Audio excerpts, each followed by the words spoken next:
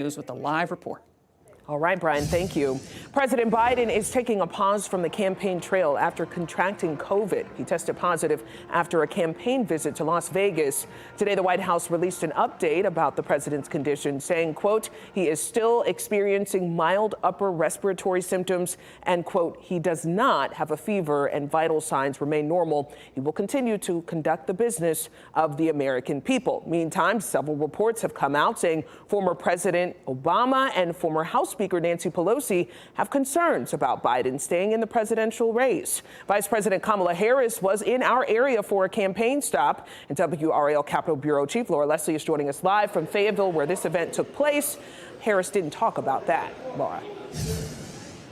No, she didn't, Lena. No, we are in the gymnasium here at Westover High School, where, as you can see, crews are breaking down the rally set up behind us even as we talk. Last week's Greensboro rally, there were several speakers who at least alluded to the division within their own party over the candidacy of Joe Biden. But today, here in Fayetteville, even with the pressure mounting, it seems by the hour almost, there was no mention of this from the stage from any of the speakers, including Harris.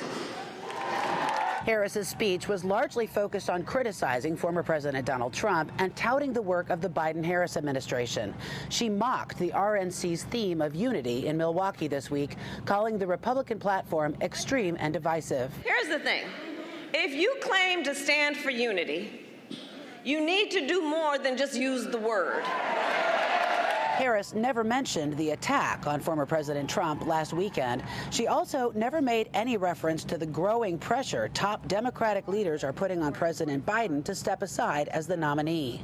Supporters who came to the rally weren't eager to talk about it either. Oh, I can't speak for others, but I would be in support of him. This is the second time Ida Morton has seen Harris speak. She says she admires the vice president, but she says she still thinks Joe Biden should be the nominee at the DNC next month. Well, my thoughts is that if he's doing a great job, he has proven himself as far as I have considered it as being. And I think that we should move forward and just see how things go day by day. Now, North Carolina Republicans, as you might guess, were more than happy to talk about the discord at the top of the Democratic ticket. There should be lots of questions for Harris in Fayetteville today about her party's effort to drive their sitting presidential nominee from the ballot, said Matt Mercer, the NCGOP spokesman. Candidates don't often take questions after campaign rallies, and this was no exception. Harris did not take any today either. Laura Leslie, WRAL News, live in Fayetteville.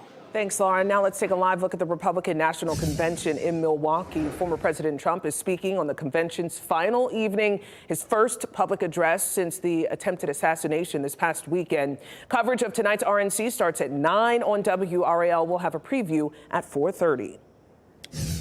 And about 10 minutes ago, we learned that comedian